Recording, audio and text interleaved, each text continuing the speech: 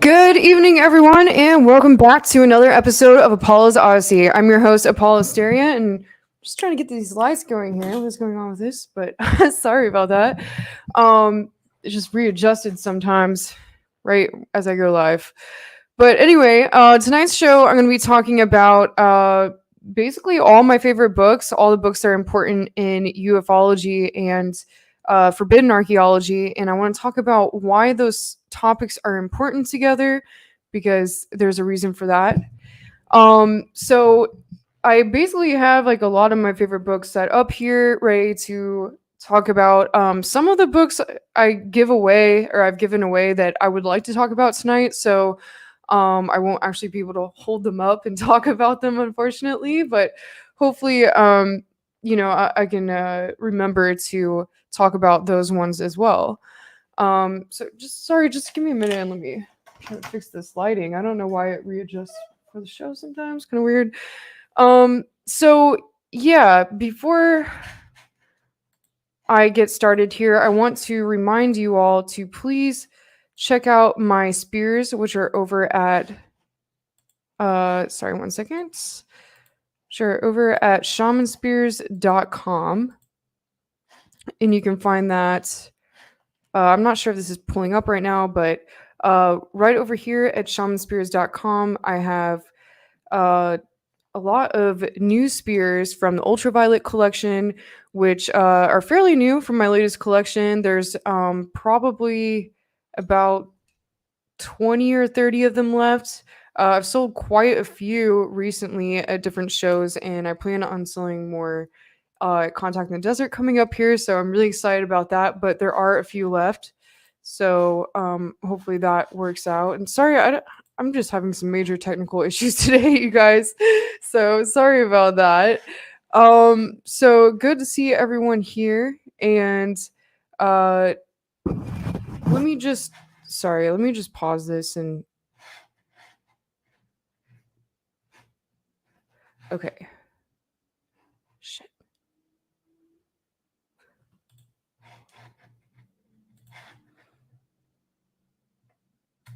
Okay, sorry. I'm just trying to figure out how to fix these technical issues, but I guess it's just not going to happen. So, whatever. Anyway, just so getting started here, I was trying to pull up my Shaman Spears page. I don't know why it doesn't want to work right now. Super weird.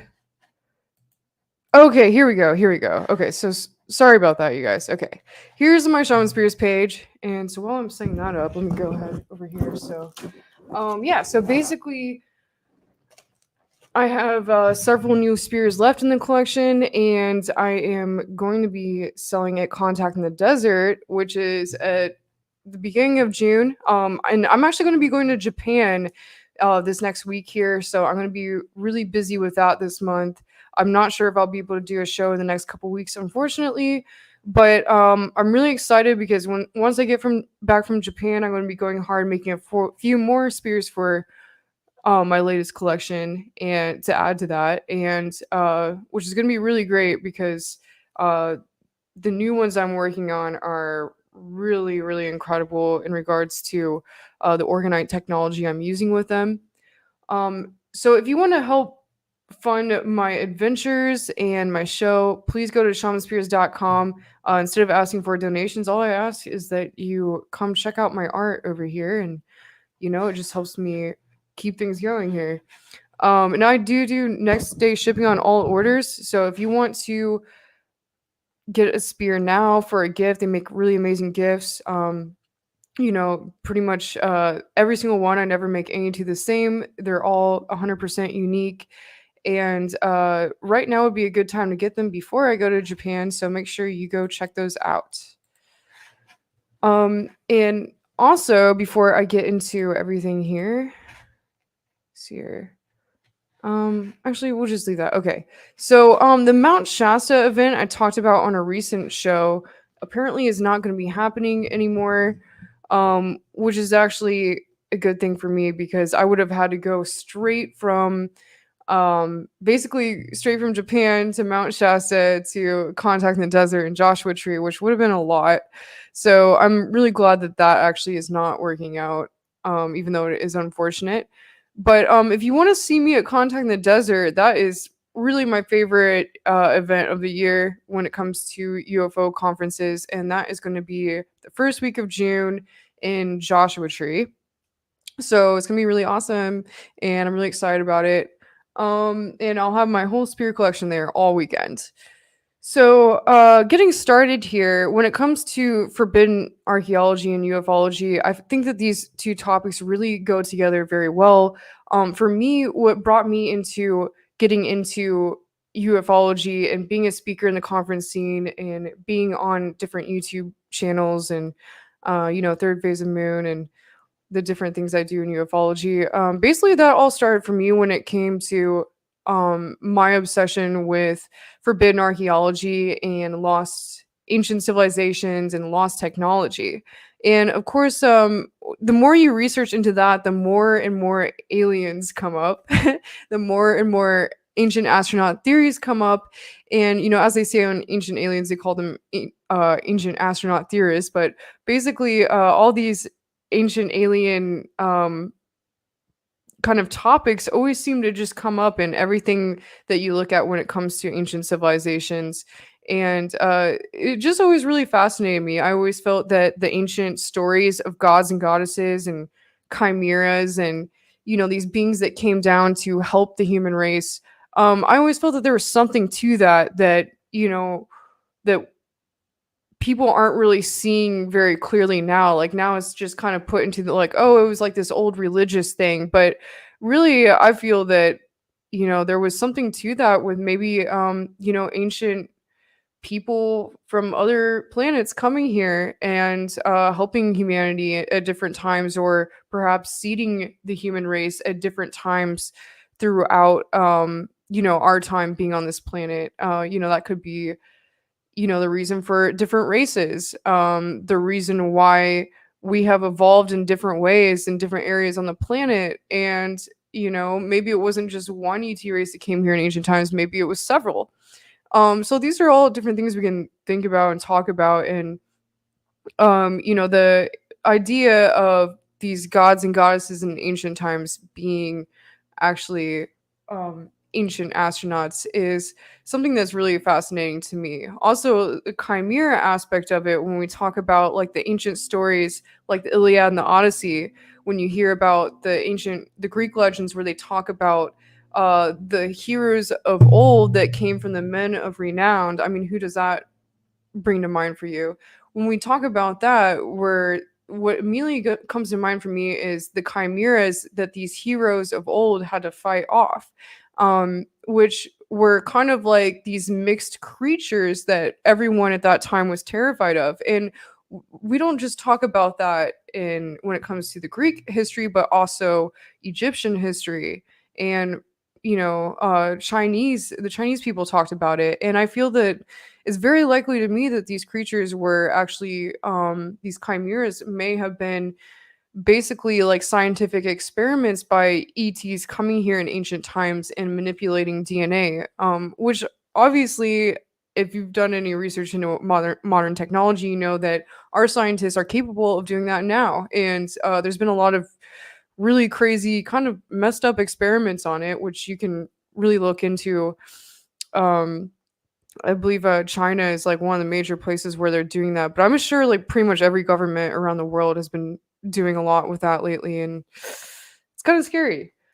So that's just kind of why I'm talking about these two subjects together, because to me like they very much go together. And a lot of people, when they talk about ufology, they want to talk about these stories of people being visited or being abducted. And I to me that's important, but that's not really what fascinates me. What fascinates me when it comes to ufology is what happened in ancient times on our planet, and the true story of our ancient history.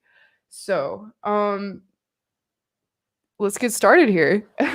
I'm just waiting for everyone to come on here. I'm sorry, I don't know why it's so dark for some reason. I didn't change my lighting, and I should have done that as the show was getting started, but unfortunately I didn't. So just reading the comments here. Um, Al Al Batwitch Wiggler says some of the creatures of mutated form may have come about by catastrophic planetary events which had seemingly mutative effects. Okay, and because you mentioned that, actually, reminds me of the first book I want to talk about here. Let's just move some of these around. um, so this is one that's being talked about quite a bit these days, and that is Graham Hancock. Actually, the book I really want to talk about by him, I don't actually have. I guess I let someone borrow it at some point, which is unfortunate. I shouldn't have done that. Oh, just fix the lighting here. There we go. That's a little better. All right. Whatever. But Graham Hancock here is really the best author when it comes to understanding what happened with the flood myths, and why all these ancient civilizations around the world, why we don't have much evidence of what happened before 11,500 years ago or 12,000 years ago or so. There's a reason for that. And that is because of the flood that hit the planet, and really destroyed pretty much every civilization in ancient times, about 12,000 years ago. And, it's really fascinating because, this book actually put together a lot of or made a lot of connections, connected a lot of dots for me. And not necessarily this one. Actually, I would say first read Magicians of the Gods. Right now, I'm holding up America Before by Graham Hancock, but Magicians of the Gods is actually the one that really blew my mind. And that one really talks about all the evidence and what happened to cause all these events, and the reason, or basically the evidence that we have from these events taking place, and all the places where you can find this evidence around the world of these ancient flood myths. And also a book that I don't have here that is probably the first book that a lot of people like to talk about when it comes to ancient aliens and forbidden archaeology and those topics would be sorry, let me think here. Eric von Daniken and Chariots of the Gods. So that's a book that usually is about the first one. I mean, most I guess older people in the UFO community say that it's the first book that they read that really got them into the UFO scene or community or disclosure community. So I highly recommend that one. And that one's really interesting with forbidden archaeology as well. And he was kind of like, I guess, the precursor to Graham Hancock.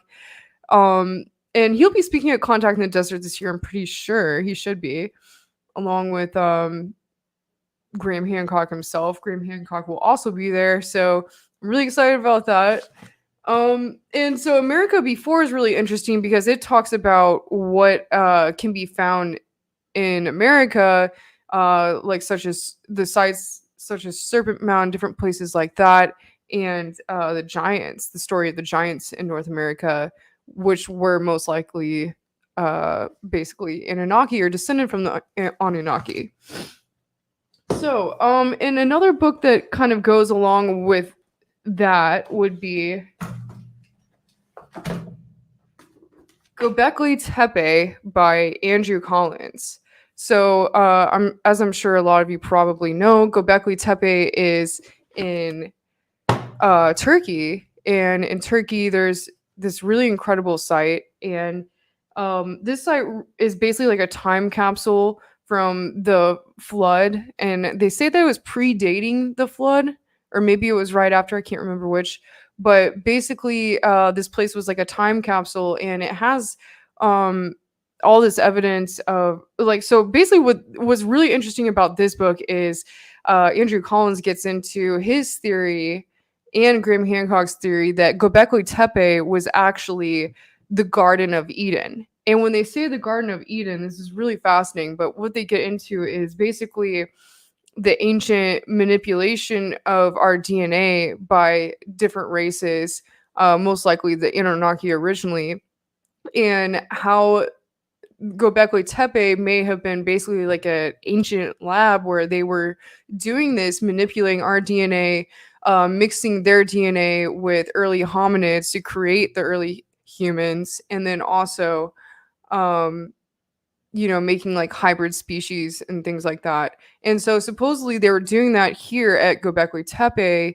And it's really interesting because in the Bible they say that that Turkey, or the area where Euphrates and Tigris, like where those two rivers meet, is actually where, or between those two rivers is actually where the Garden of Eden was, and that's actually where Göbekli Tepe is.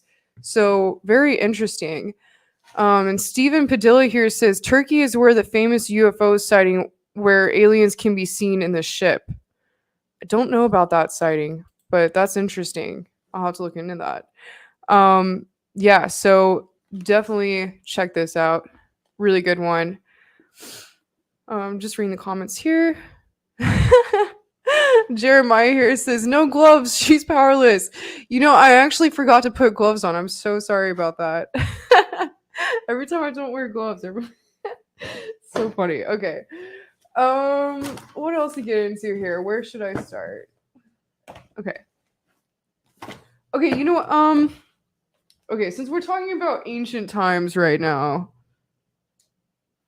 Okay, this is the next one I'll get into here.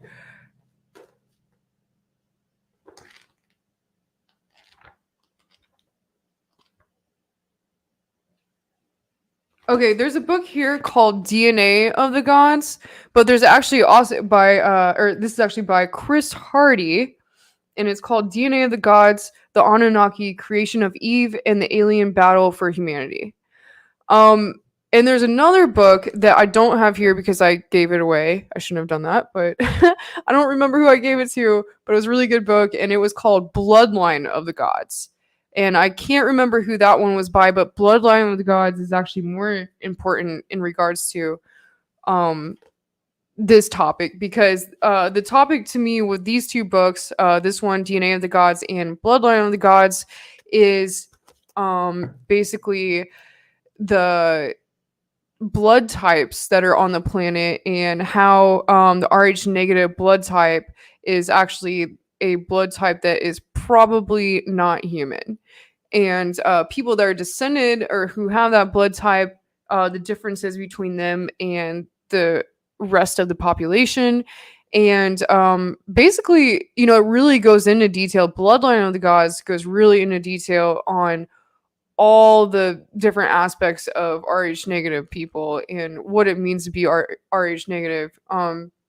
There's a lot of different anomalies with Rh negative people, and also the fact that Rh negative people are abducted much more than other people are. And they have very interesting abduction cases always, every single time. So definitely check out that one. And a lot of people here in the comments are saying that they were actually Rh negative. And I believe I am as well. So I got tested for that. So I guess I'm an alien. But yeah, so definitely check these out. And that's something, if you're kind of new to ufology, that's something that is really major proof that that there was another factor into our evolution that wasn't just the early hominids. There was something else happening there too. Okay, so let's get into next year. Okay, this one to me is honestly probably one of the most important books ever to me. And a lot of people don't know about it. So this is actually by Len Kasten. It's called Alien World Order, and it is the Reptilian plan to divide and conquer the human race. So this book is actually, and you can't really tell from the title, but this book was actually very interesting in regards to the historical impact of ET's. Like basically, it starts from the very beginning of the reptilian story and their evolution and how they came to the planet and the other ETs that they were basically at war with before they came to Earth, and the whole history, or not just Earth, before they came to Mars, and the whole history of the ancient wars on Mars and the wars on the planet between Earth and Mars, which was called Tiamat, and what happened with the explosion of Tiamat and the Mars wars.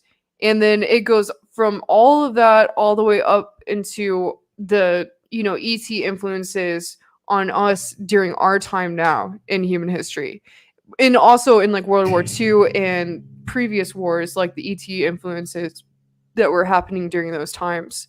So I highly recommend this. You definitely have to read this one. I've never found any other books where they talk about the history of the reptilians, and this book actually goes into their whole evolution, and is really interesting because the story and where he got that information was actually from a Native American tribe who already had the story for like millennia or something. It's very, very interesting. Highly recommend it. So again, that's Alien World Order by Len Kasten. Definitely check that out. And I actually met Len at a conference, so he's a really cool dude. Oh, and by the way, before I keep going with sharing these books here, I just want to say that where I got a lot of these books is there's two different places. And so one of them for me, so I originally grew up going to Barnes and Nobles. I used to go every Sunday with my aunt and uncle, and they would just kind of let me pick out whatever book I wanted. And so I always went like straight to the New Age section, and I would pick up books in the New Age section and get into those. And that's kind of what brought me into these topics. But they saw that I was really interested in that, and they were actually going to this bookstore called Adventures Unlimited Press, which is basically the bookstore that all the authors from the disclosure community, including most of the people from basically Ancient Aliens is like part of it, Adventures Unlimited Press. David Hatcher Childress, who is like one of the main guys on Ancient Aliens, or the producer, I believe, as well. This is his store. And the warehouse just happens to be an hour outside my hometown in Kempton, Illinois, which is really random. If you ever make it out there, it's way out in the middle of the cornfields, but it's very interesting. This store has all the authors from the UFO community and more. I highly recommend going there if you ever make it out there. But I know they also have a store right outside Sedona, which is much smaller. I've been to it before, and it did not have all the same books, but it's definitely worth going if you go to Sedona as well. But the one near me in Southern Illinois is actually, or I'm sorry, Central Illinois, where I grew up, is actually a really amazing store. So Adventures Unlimited Press, you can actually order a magazine from them. They have like magazines that they ship out like once a month, and it has like some really interesting articles. Or I think it's Adventures Unlimited Press. They have really interesting articles and really amazing kind of like pin-up space chick art on the cover, and the catalogs are in the back. So that, I guess that's if you're old school, but I mean, it's good to like see what they have, because you won't know, you can't just go on Amazon and find these things without knowing what you're looking for. So they, have like everything that you're looking for in regards to what's going on in the disclosure community. So another place where I go to get all of these books would be from the authors themselves at conferences around the country. So if you're into these topics, I definitely highly recommend going to any UFO conference you can find, because they're always a lot of fun, and it's really great to talk to like-minded individuals and learn more. And a lot of the biggest authors are usually there signing books at their booths. And I actually, because I've been reading them my whole life, my first conference, which was Contact in the Desert about 8 years ago, I believe it was now. It's crazy, but maybe 9 actually. Really crazy stuff. But yeah, I guess I've been going to these for like 9 years. But yeah, so my favorite conference, my first one, Contact in the Desert, was where I met a lot of these authors that I've been reading my whole life. And that's kind of, you actually end up becoming friends with them like right away. And I guess that's why I speak at a lot of these conferences now. So, and by the way, the first author that I met at Contact in the Desert that I've been reading for a long time would be my good friend Brad Olson, who has came out with this book here, Future Esoteric, which is, I believe this is the one that I first read by him. Maybe. I think this was the first book I read by him. And he has several books. I feel that this one is the one that is the best for UFO kind of related topics. But really all of his books, he has Future Esoteric, Modern Esoteric, and what is the other one? Future, Modern, and like Ancient Esoteric or something like that. But all of these are very informative with like a lot of different topics, because obviously esoteric is, hidden or forbidden knowledge. So that's what esoteric knowledge is.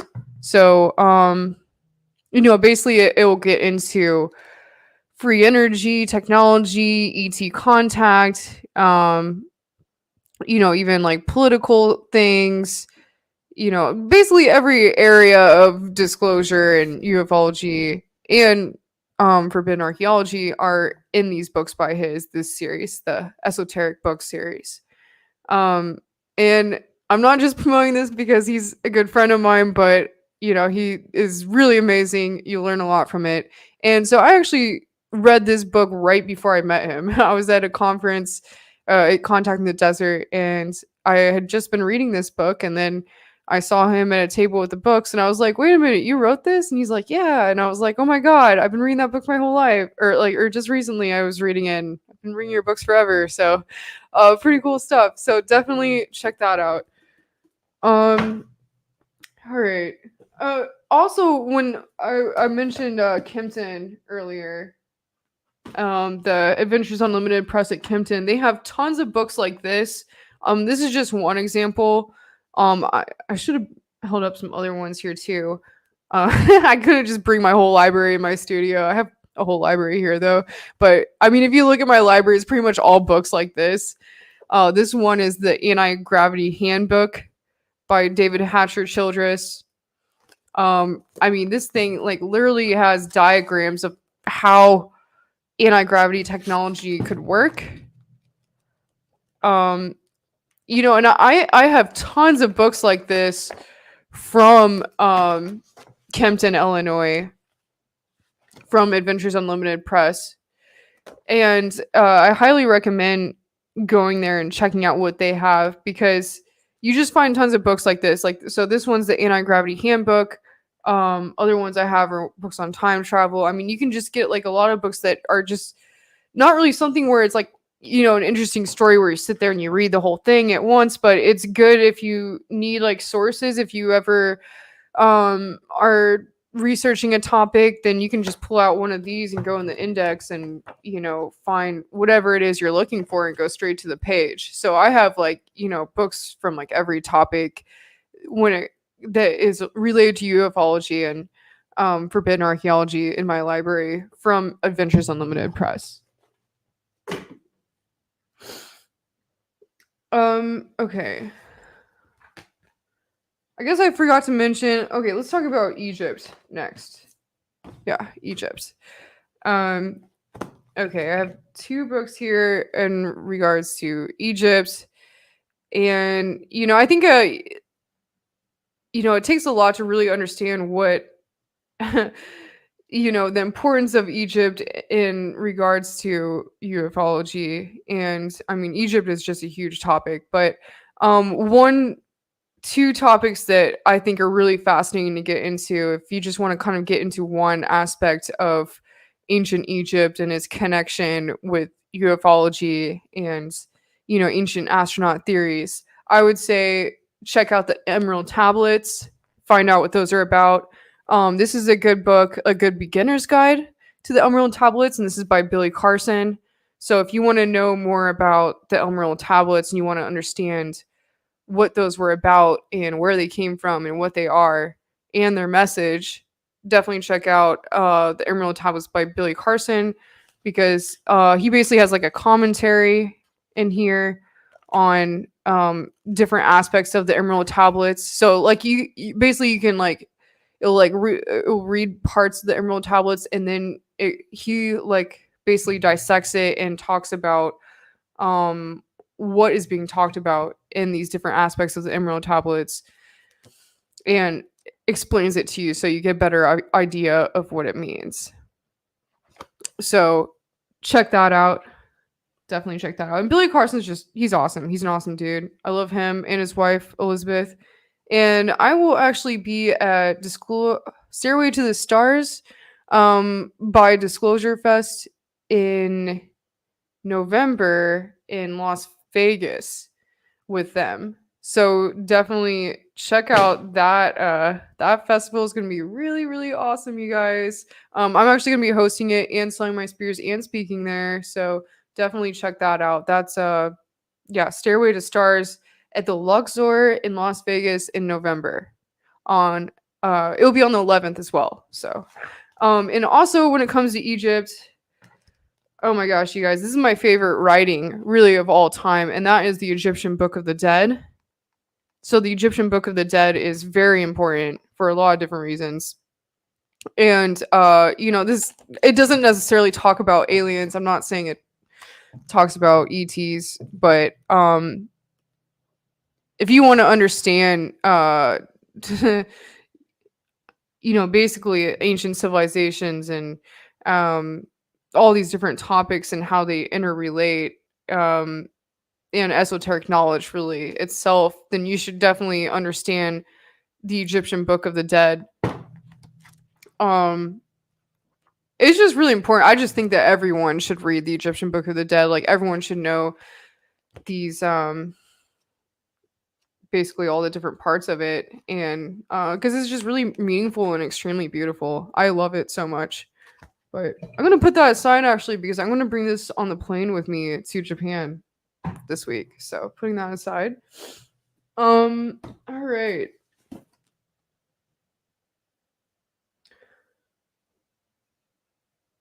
Okay, so I have a few here that are important when it comes to the history of UFOs, ufology in like our more modern history, which isn't really as interesting to me. I like talking about the forbidden archaeology and ancient astronaut theorist side of ufology. But if you want to know the more UFO sightings, if that's what you're into, like I don't know, that's not important to me. Like I feel like UFO sightings and like books about like people's experiences with being abducted and things like that. Like I feel like people that are interested in that are like people that aren't really sure if aliens are real and they're trying to find proof of it through like people's experiences. Like I don't know.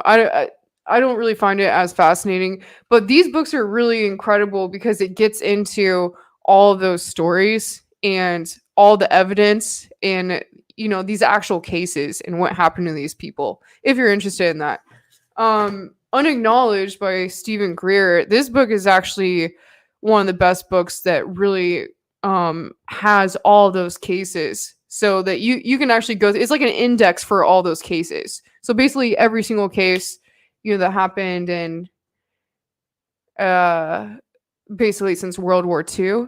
All of those cases are in here.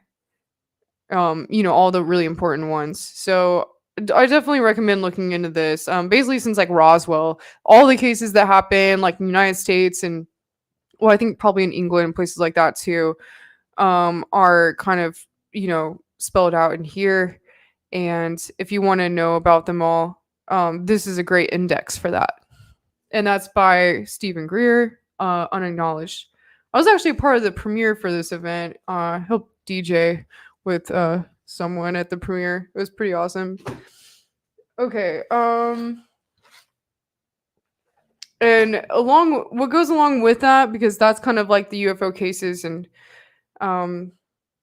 in our government and United States. So something that goes along with that is Stranger at the Pentagon. I actually haven't read this yet. I know the story. I haven't got around to reading it yet. I have a lot of books in my library from people in the UFO community that I get so many all the time. I'm going to conferences all the time that a lot of times I just haven't had the chance to read them yet.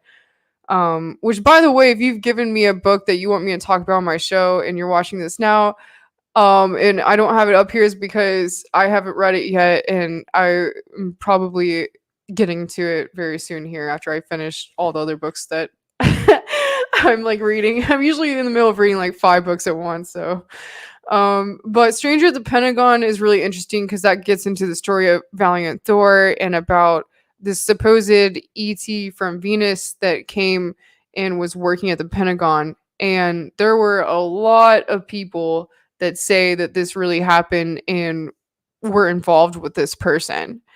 A lot of people have come forward and talked about it. So if you want to hear about that whole story and it will blow your mind, read Stranger at the Pentagon. And that is by Frank Stranges. And actually, I believe it was his daughter sold this book to me. I don't know if he's still alive. But yeah, definitely read this one. It will blow your mind. And it's legit because it talks about all these people who were there and experienced this person themselves in person. And yeah, so I highly recommend that. And this one was given to me by Dr. J. I actually need to I keep forgetting. I need to do an interview with the person who wrote this book. I've been meaning to finish it. I just kind of keep reading parts of it and putting it down. But it's really fascinating. So this is UFOs over California by Preston Dennett. It's hard to get this book anymore. I think Dr. J had it kind of specially sent to me. But so it's UFOs over California, a true history of extraterrestrial encounters in the Golden State.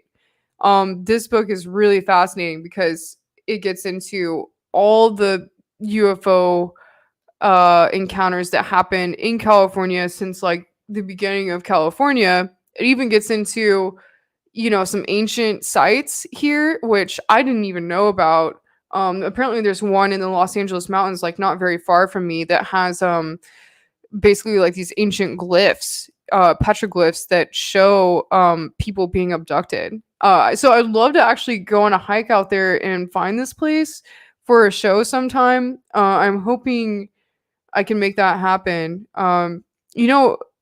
I love going on adventures like that. It's just kind of hard sometimes to find people that are down to do things like that with me. Like, I have no problem hiking 10 miles into the woods, in the Los Angeles mountains, but a lot of other people do for some reason. So hopefully I can make it happen sometime. Yeah, I think Steven here says Pasadena, California. I think it's near there, like right outside Pasadena.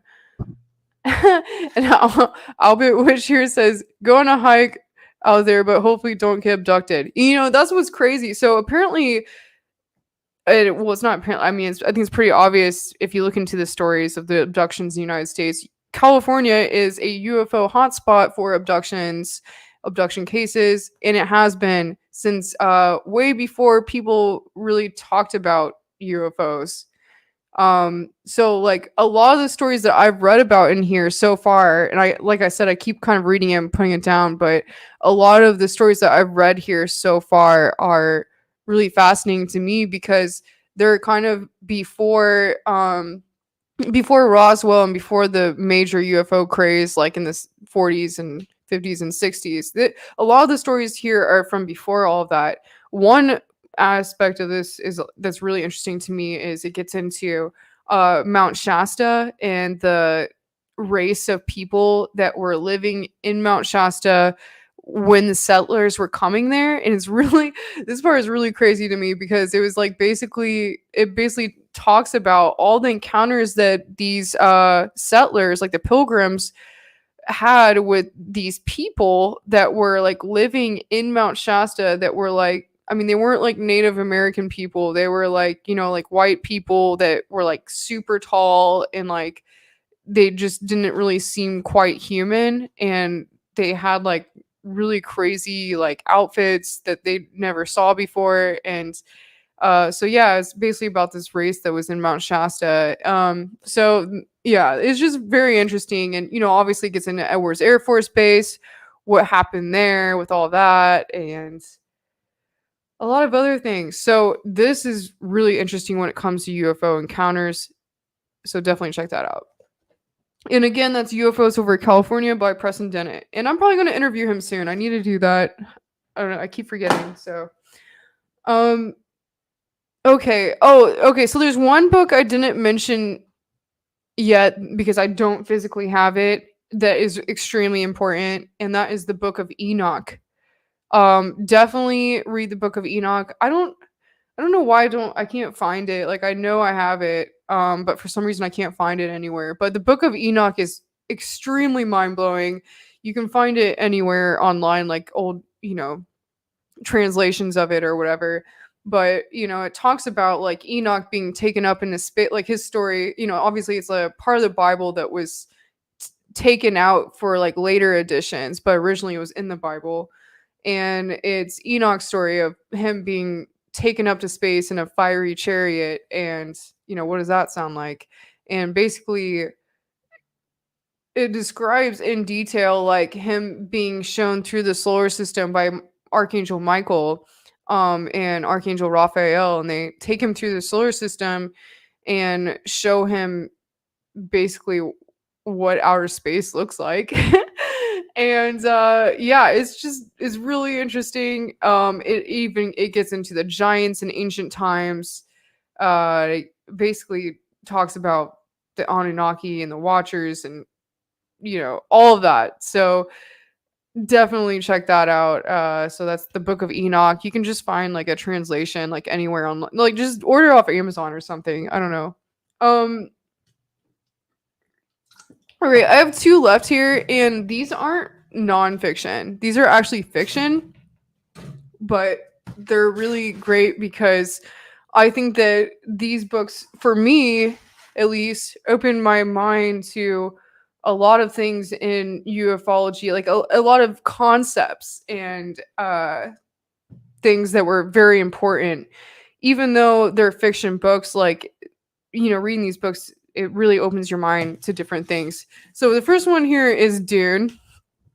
And I think Dune is really important, and not seeing the movie. If you see the movie, it's not going to get into, the movie doesn't cover certain topics that Dune, the book, gets into, which I think is very unfortunate because to me, Dune is one of basically probably my favorite series ever because it talks about retransforming the planet or re-terraforming the planet. That's actually the main reason why Frank Herbert wrote Dune, was because he was talking about the importance of how they were taking Arrakis and basically planting these different plants and collecting water. Like that's what the Fremen were doing, is they were like basically trying to re-terraform the planet, and they succeed in doing it later if you read on through the series. But I think that's really fascinating. And then also it talks about AI, and like this book was written before AI was like an issue, but it talks about basically how AI had been like a issue, because this book, it starts like 5,000 years in the history or in the future from where we are now on Earth.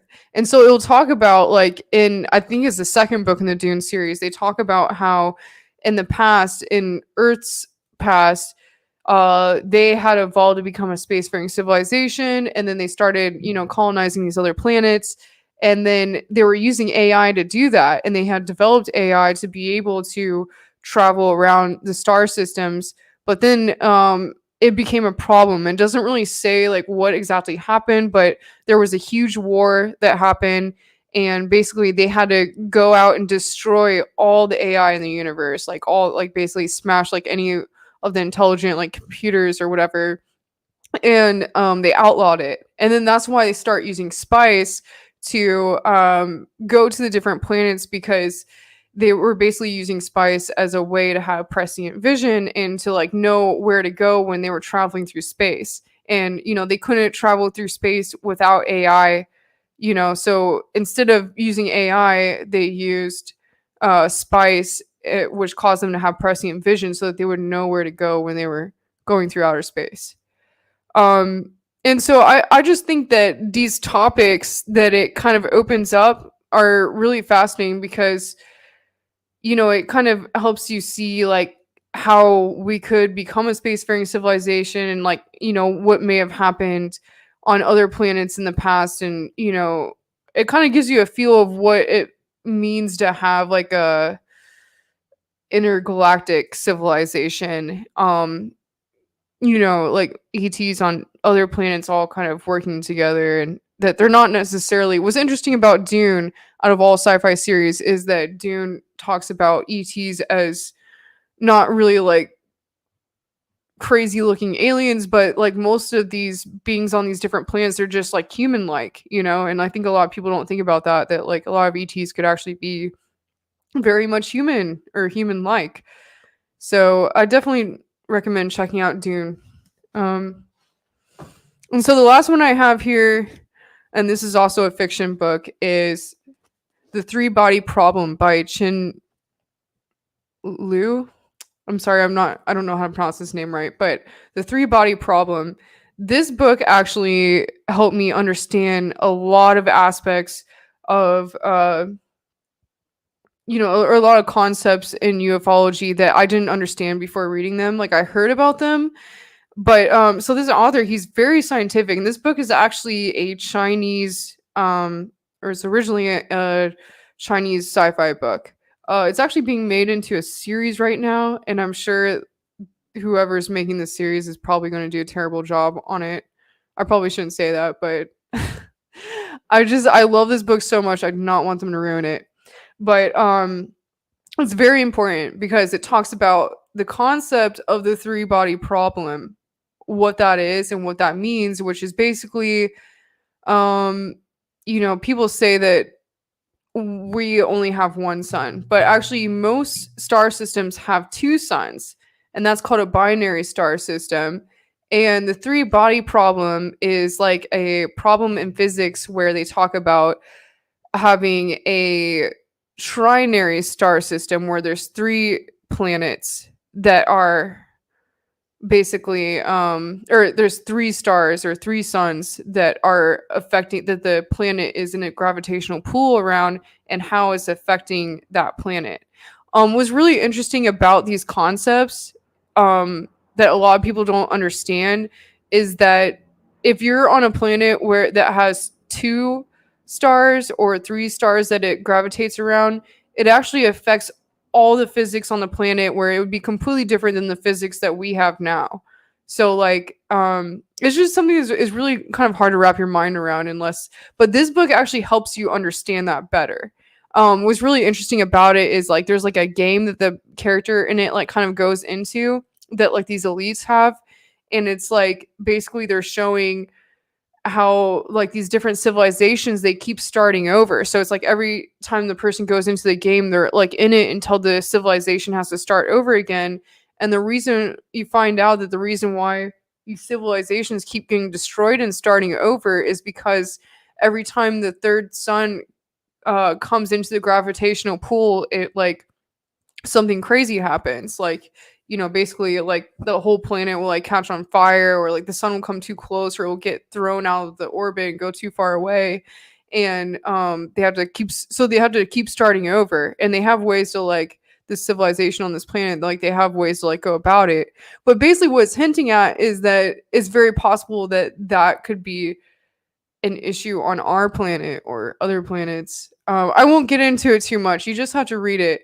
And there's other concepts in this, such as they actually go very into detail about these government programs, where there are like basically SETI programs where they're looking for radio signals out in other star systems, and these kind of top secret programs where people are doing that. And obviously that these are programs that we've had, our government's had, and China's had, and other governments. And they actually even have like all these like documents from the US in it, and it shows like all the parts that are redacted when it's talking about these different SETI programs.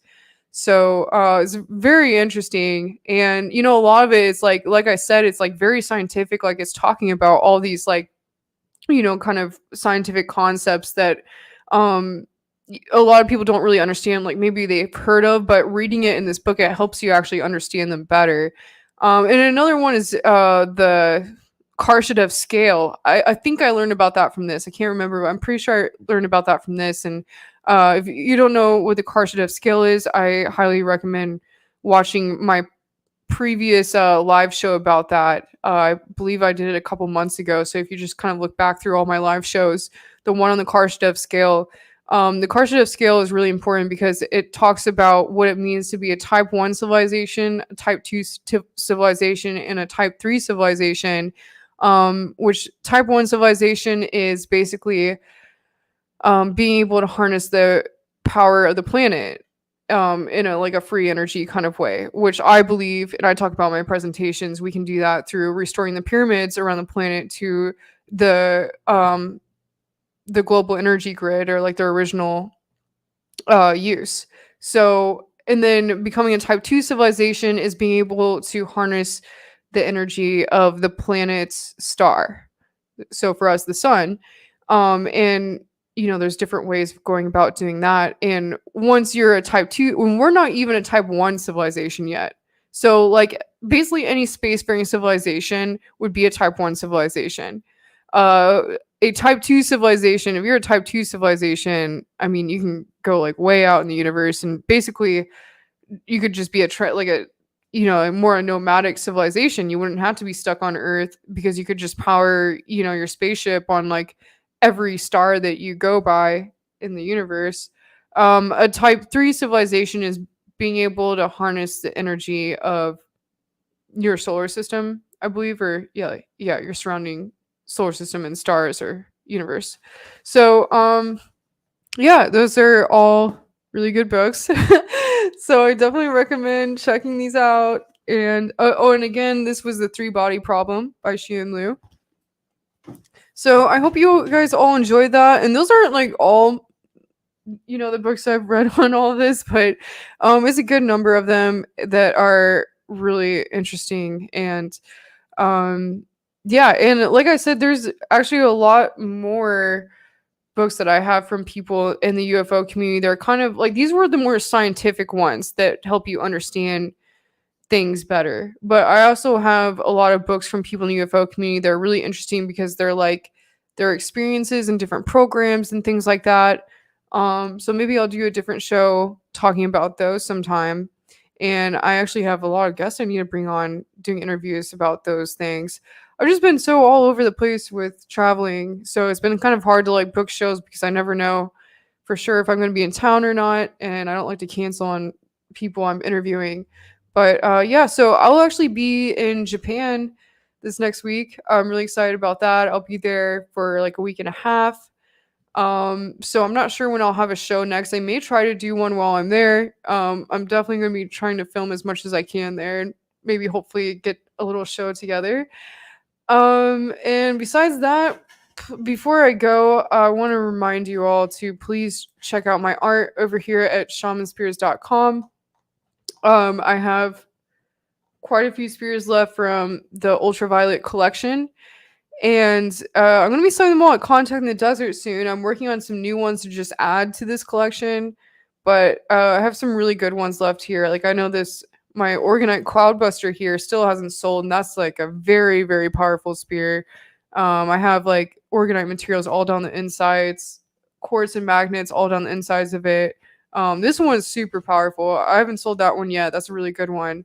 But yeah, they all make great gifts. Also, in preparation for festival season, I do have like a lot of my art, such as like feather headdresses, these dragon skull headdresses I made, and just kind of some fun things that I've made. So you can check that all out on shamanspears.com. So thanks so much for joining me tonight, everyone. It was really good to be here, and I hope to do another show soon. And if you want to follow my adventures, I'm sure I'm going to be posting a lot of pictures in Japan. So if you want to follow those adventures, make sure you're following me online on Instagram, Facebook, whatever. It's just Apolla Asteria. You can find me anywhere. All right, thanks everyone for joining me, and until next time on Apolla's Odyssey. Over and out.